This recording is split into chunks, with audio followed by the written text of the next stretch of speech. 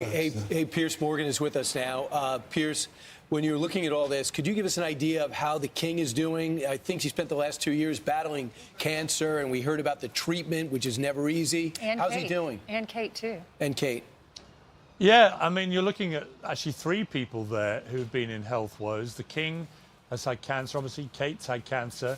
And the Queen has been recovering from sinusitis. She wasn't able to attend a major royal funeral yesterday. So they've all been through different kinds of health problems. Look, the King is in his mid-70s. He's been pretty sick, I think, with the cancer, but he's a remarkably resilient man, like his mother was, like so many of the royals are. And there was absolutely no chance he wasn't going to be there today to lead the charge for the president. And I have to say, I've covered a lot of royal events, a lot of state visits over the years, but for American presidents, other foreign leaders. I don't think I've ever seen anything quite on the scale that's being rolled out here for President Trump. And that is a mark of the respect, I think, that the UK has for the United States. This is really quite exceptional. And I think that, I'd like to just put that on record. They wouldn't even do this for Brian Kilmeade. That's how big this is. Well, you don't know that for sure. You don't know that for sure. That's just your No, speculation. I do know that as a nailed down certainty. Hey, Piers, I'm curious. I know in the UK, everything is about protocol.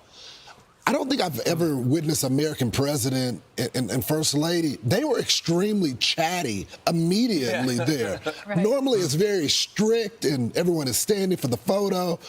Is that because of that prior relationship or just the respect they have for him? Well, I think, A, they know each other quite well now. And I think, secondly, I spoke to one of the people that you've just seen with the president. I won't say which one it was, but one of them told me, one of the royals, that they love him coming into town because he's very different to most of the people that come that they have to meet. They have to meet a lot of boring people. But in President Trump, the one thing, whether you like him or not, President Trump, no one's ever called him boring. And I think they find it pretty entertaining when he comes to town. And I think they genuinely like him. I think also important to note that the history of Donald Trump and the British royal family is really embedded in him, and they know that. Apologies for the sirens going off behind me.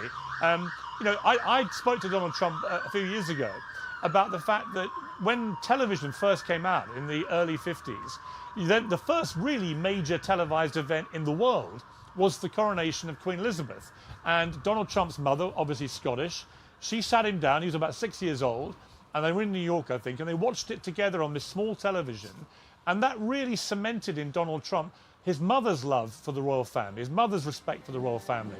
And I actually interviewed Donald Trump on Air Force One after he last went to see the Queen at Windsor Castle. And he flew in on Marine One, he came on the plane, and he was absolutely buzzing with real excitement about having spent quality time with the Queen, because it took him back to that moment he shared with his mother watching the coronation when the Queen was just in her mid-20s. So there's a long history there of Donald Trump with the royals. And I think that King Charles and Queen Camilla and the Princess of Wales, they know that. And I think that's why they really like him coming for these big royal events, because they know that it means a lot to him. Martha, Piers, I don't know if who booked you, but it was a good idea. You know a lot of stuff. So does Martha. Martha, not only do you have a big interview tomorrow, but for the UK, the president, they need us more. You have the President of the United States. They need us more than ever, because that Brexit, which was a buzzword years ago, it's really taken root now. It is a UK separate from the EU, and we could be helping to supplant to be the main trading partner. And we have yet to, and we're in the middle of executing that trade deal. Absolutely, Brian. And I think that was one of the hopes for the original plan for Brexit, that it would strengthen England's ties with other countries, obviously primarily with the United States. A little glimpse inside the carriage there as they're going on their procession around inside the gardens at Windsor Castle. But it is, the hope that they will be able to strengthen this bond. And you look at the relationship with the EU. The EU, a couple of members have continued to buy Russian oil. They are huge buyers of liquid natural gas from Russia. So this is a huge issue, because you think about the global dynamic in the world. You've got that meeting that we just saw a couple of weeks ago with Modi of India, Vladimir Putin of Russia and President Xi of China. Remember, President Trump will speak with Xi on Friday. That's a very big conversation. Huge. So look at the global dynamic, and you've got the lining up of the United States and the UK in this huge moment that the whole world will be watching. All of these things are very significant in terms of these relationships and how it shakes out in the global picture.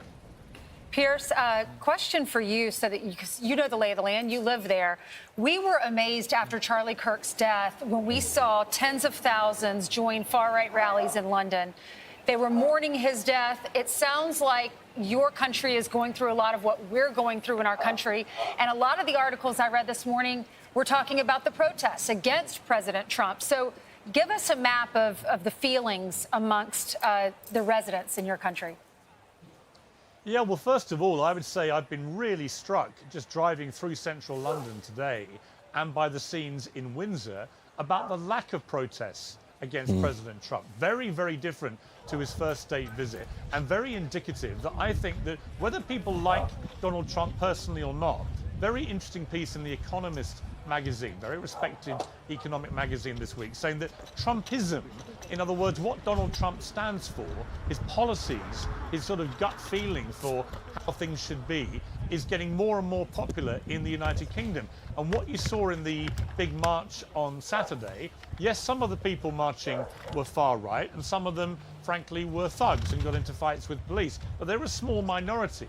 There were over 100,000 people in that march, one of the biggest marches in modern times, and many of them were just regular, ordinary members of the public, not identifying as far right at all, but they're fed up with things like unrestricted illegal migrants coming over our southern border on the small boats that you've talked about, I know, many times. That problem, we were assured by Prime Minister Keir Starmer he was going to smash the gangs. That was his big mission statement when he was running to be Prime Minister. Well, he's been Prime Minister every year, and actually the numbers of people coming over on the small boats on our southern border have increased. So the gangs haven't been smashed, but record numbers of migrants coming in illegally, that has been smashed, those records. So that's a big concern for people, as is housing the would-be asylum seekers as they frame themselves, but many, of course, are economic migrants, it turns out.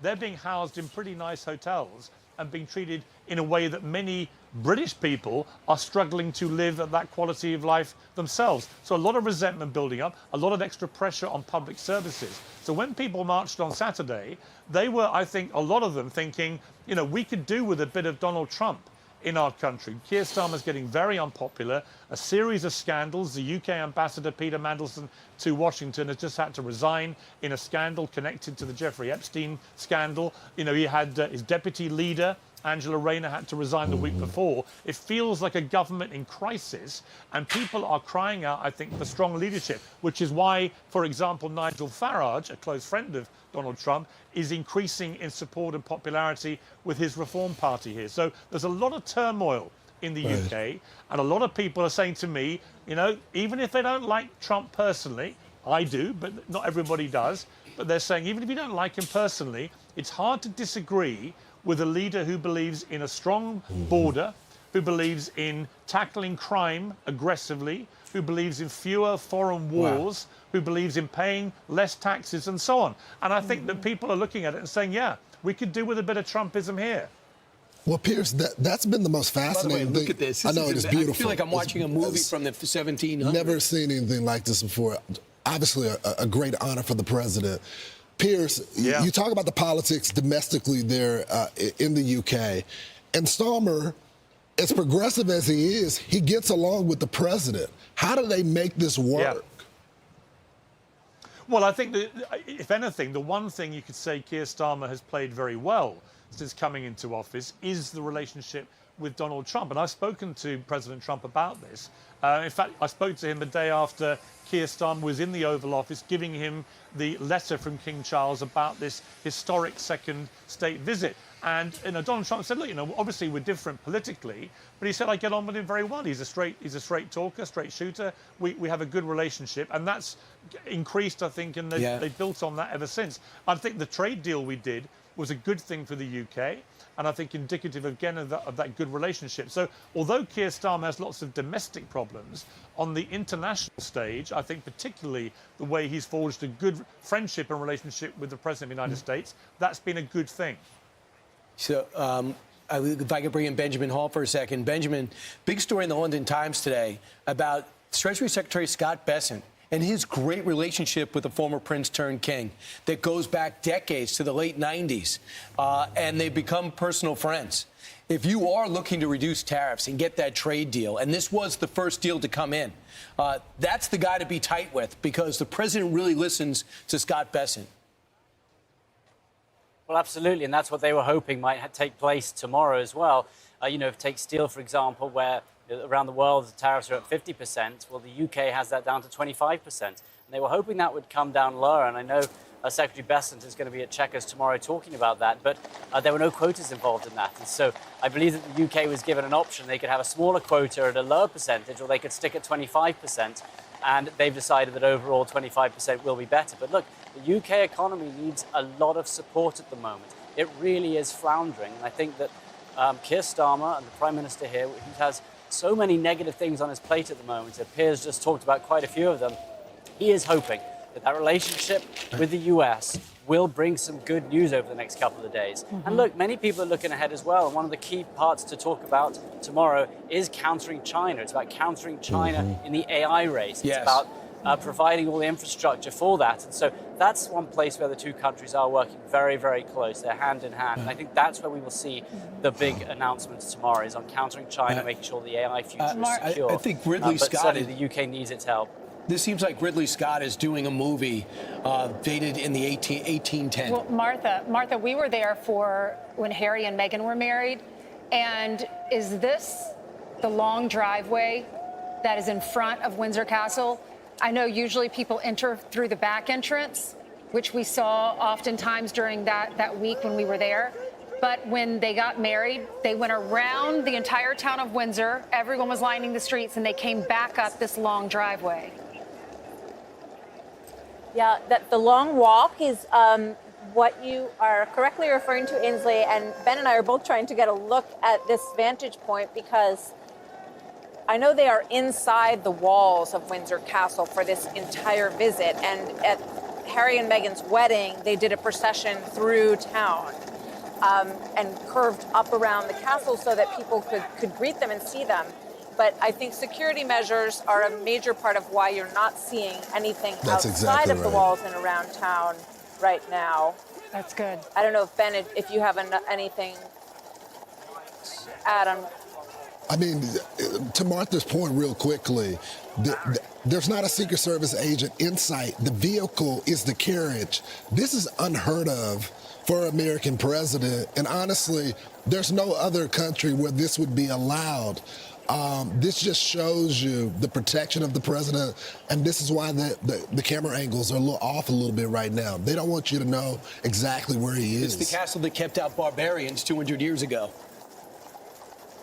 I mean, just a sight to see. Yeah, it's a good point. You know, these are very tight camera shots, and they do make it a little difficult to tell where they are at any given moment within the park. But you see them entering the castle walls as they move through that archway right now, and then they will enter the green in the center here. And this is where they'll be greeted by, and Ben made this point earlier, 3 of the different guard groups, including the Royal Guard, the Grenadier Guard, the Scots Guard, and the Coldstream Guards. I'm looking at Ben to make sure that I have that correct. He's nodding. So this is, you know, I just want to emphasize again how unprecedented this is, and that the entire purpose of this and the preparation that's gone on for the last 6 to 8 weeks on the part of every single person who you see as part of this is to roll out the red carpet in the biggest way possible for Donald Trump. I'm Steve Doocy. I'm Brian Kilmeade. And I'm Ainsley Earhart. And click here to subscribe to the Fox News YouTube page to catch our hottest interviews and most compelling analysis.